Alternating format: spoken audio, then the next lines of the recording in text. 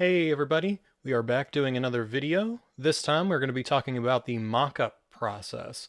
I am in Cubase today and we are going to be taking a look at Cinematic Studio Brass's solo horn and Berlin Woodwind's legato clarinet. We're going to talk about performing things in a little bit of a legato lyrical style today, which is something that's I think missing from a lot of the information on the internet about performing in mockups. So first thing we're going to do here is we're going to gain stage, all right? And I think the solo horn here is a perfect example of why we need to gain stage. Libraries, especially popular commercial libraries, whenever they produce a product, they will go through and they will kind of put everything at line level. And the reason why they do that is because they want to make sure it sounds like a finished product, right? So they want to make that about at unity, have a fairly strong sound. But the issue is, if we have a mock-up and all of our instruments are at unity, we're going to be needing to pull down faders. We're going to be needing to adjust things. Otherwise, we're going to clip. All right. So just as an example, here's the solo horn.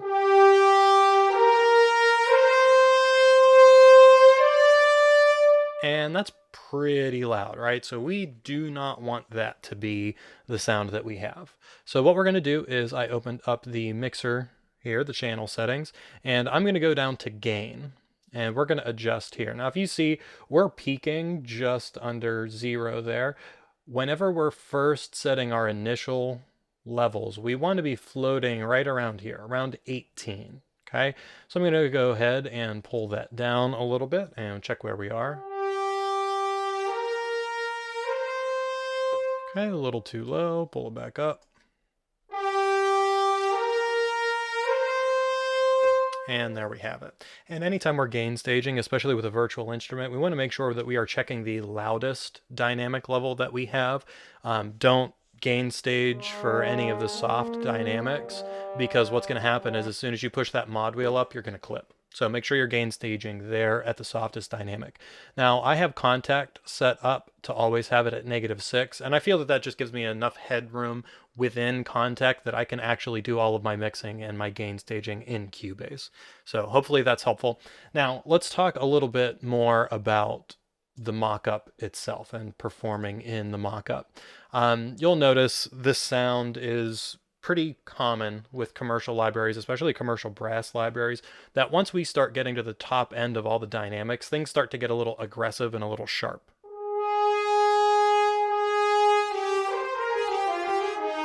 Right? And that's kind of an aggressive sound, all right? And I'll tell you, as a brass player myself, that sound is unrealistic about 90% of the time. That is a lot of effort being put into making that sound. That is a lot of air. That is a lot of fatigue. It's not a sustainable sound. That is the kind of thing that you go and you put in one spot, maybe 2 spots in a piece, and a longer piece at that, 1 or 2 spots. I hear a lot of the epic, epic, epic kind of tracks that always have that pushed up, and it's always, blastissimo dynamics with all of the brass. And especially for something like this Borodin piece, we're playing the third movement, and the third movement is marked andante. It's expressive, it's cantabile, so it's a very sweet solo. So we definitely do not want that aggressive sound as we're trying to play this. So what I always do is I kind of play around with the piece, and if you're unfamiliar with the piece, I'll play the lyrical line here for you. As I'm doing that, I'm adjusting the mod wheel, not to try to perform it yet, but just trying to find where that sweet spot is and where the sound is going to be that's going to give me the most realistic and, in particular, the most musical performance. So here's kind of the line that we're going for.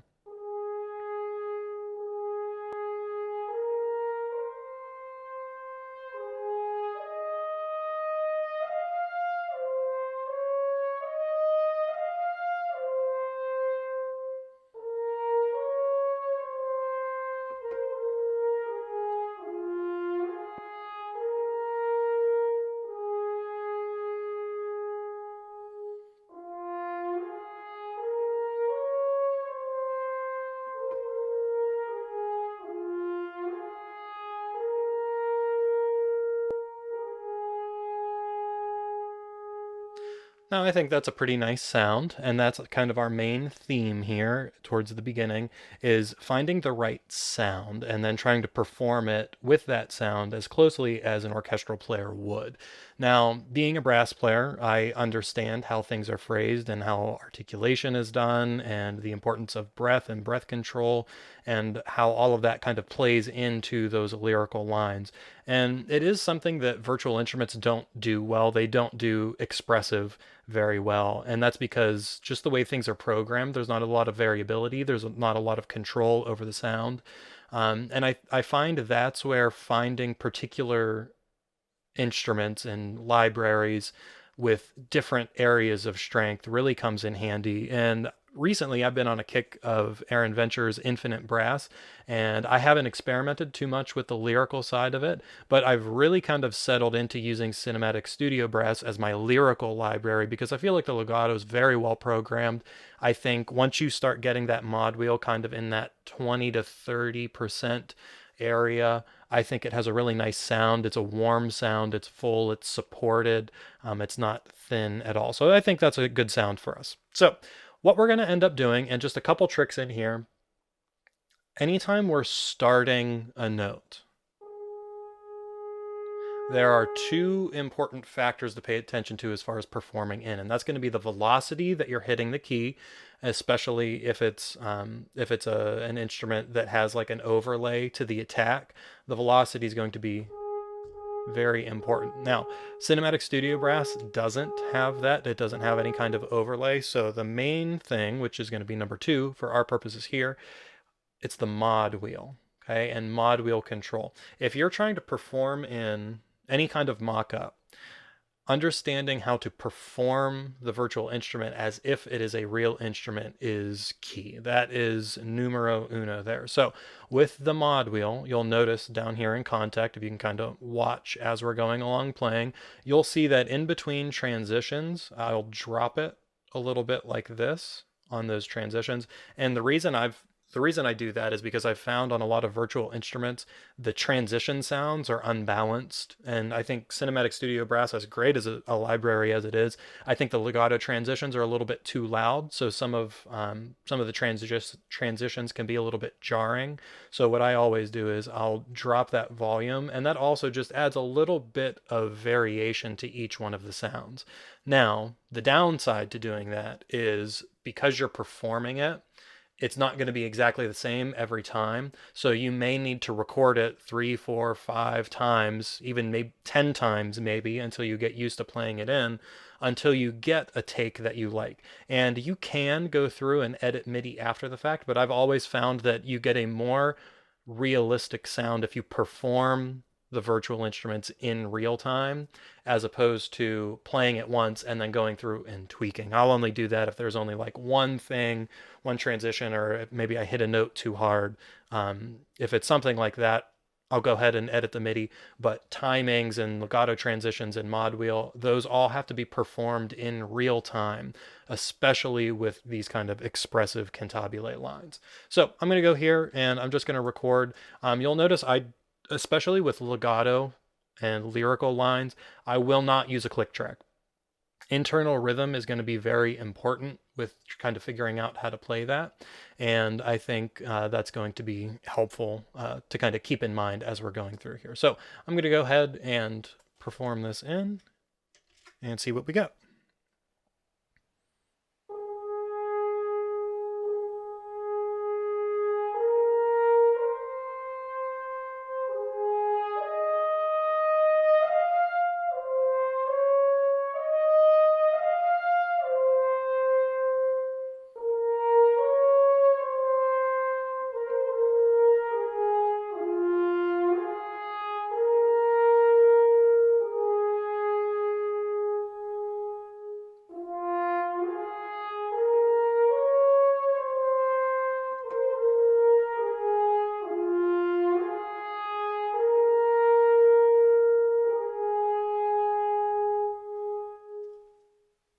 All right, it's not bad. There's a couple of things in there that I think could could be better. I think in the second phrase in particular, I think some of the mod wheel work wasn't fantastic, so I would definitely go through and kind of redo that.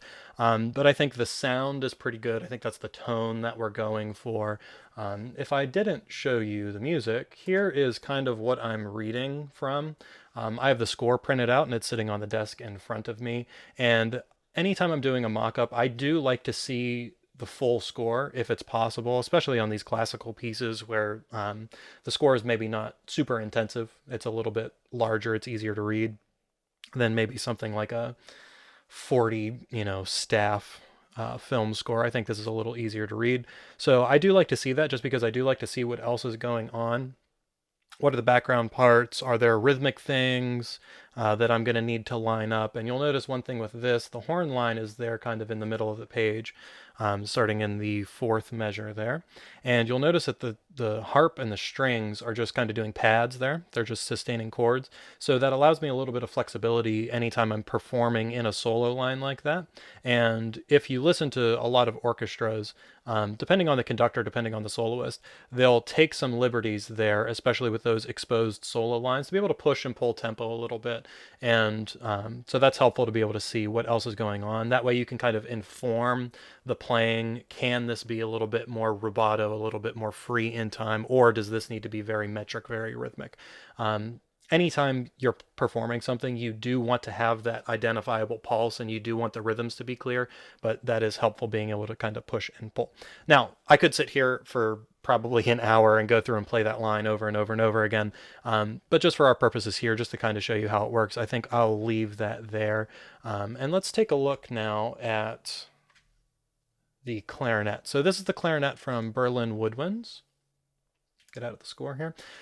This is the clarinet from Berlin Woodwinds, and this is Berlin Woodwinds Revive. This is not the original. I don't even know what it is, 2.0 or whatever it was. And so this is the sound we get here. I really like this legato sound as well.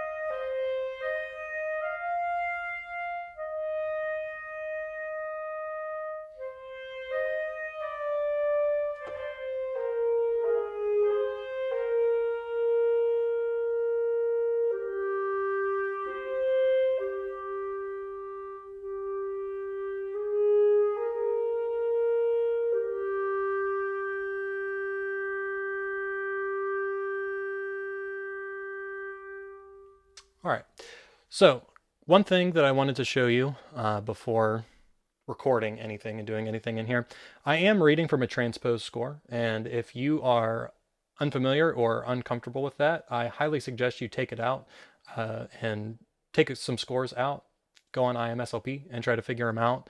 It's an extremely useful skill to have whenever you're working with an orchestra, and that is transposing as you're going, right? So there's a slew of reasons why different instruments have different transpositions, both for legibility with the staff, the ability of woodwind players to be able to double and go between different instruments, how the instruments were developed so that they all have the same fingerings.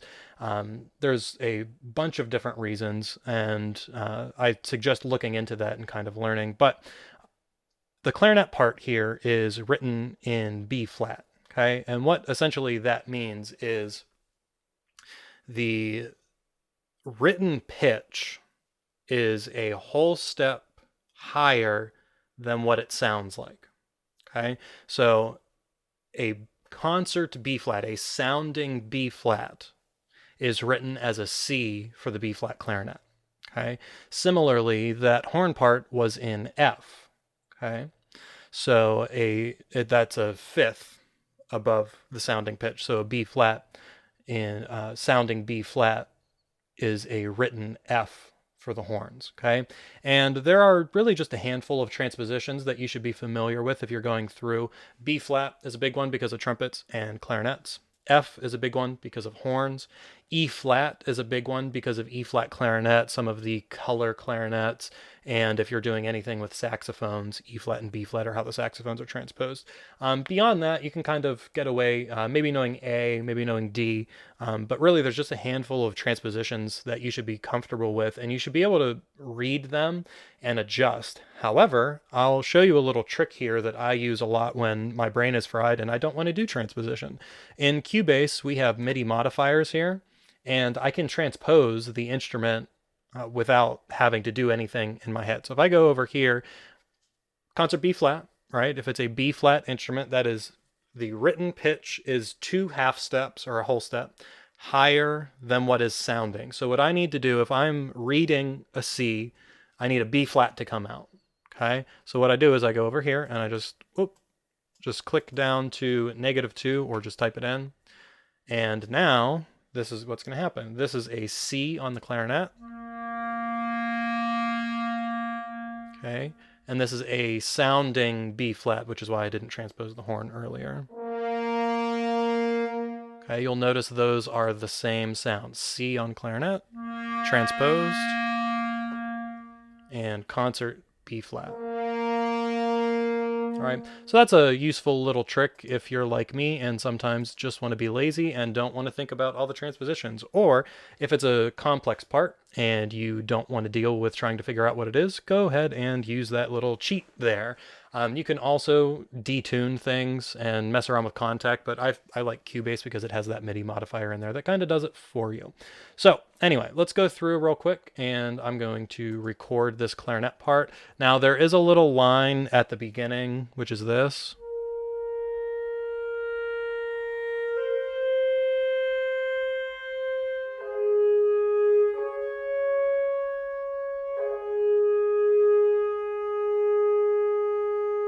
Which there's just not a whole lot there to work on.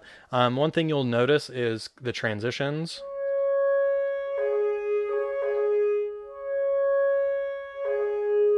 See what I mean about those legato transitions kind of jumping out a little bit? So that's where it takes practice to be able to drop those.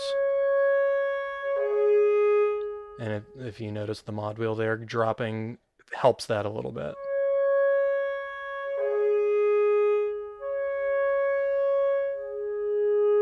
There, that was a better one. Okay, so that's kind of what we do there. But I'm going to record the actual clarinet solo here towards rehearsal A and see what we get here.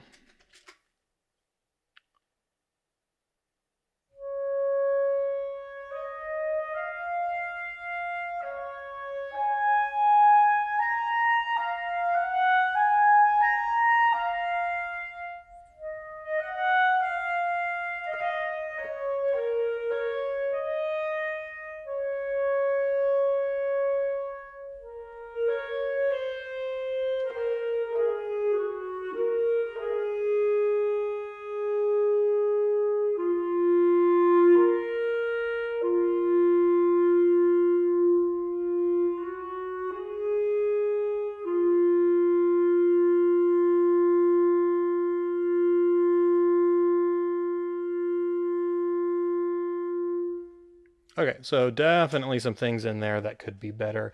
Some of the timings are a little bit off because I wasn't very cautious with that, thinking about other things. You'll notice the dynamic on that last note, there's a decrescendo there because a harp part needs to come in, but it wasn't decrescendoing, right? I'm dropping the mod wheel all the way down, but it's not really changing the volume, okay? A couple transitions in there that are a little weird, and I've noticed, and this is kind of why I wanted to do this one, as I was doing this mock-up, I noticed that some of the notes on the clarinet kind of stick out, right?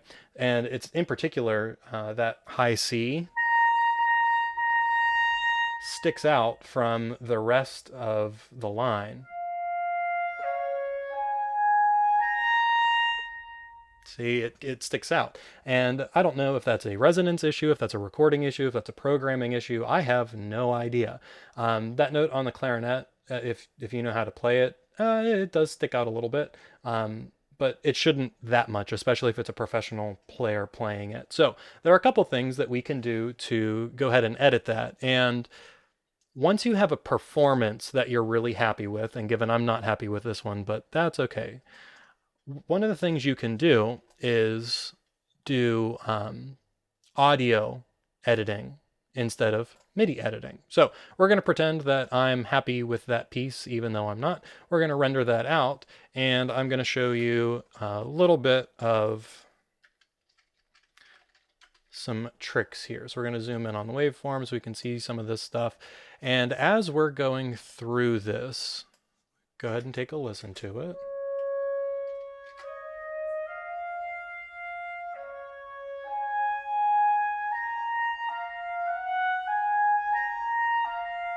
Okay, so already there are a couple little transitions here that I'm not happy with.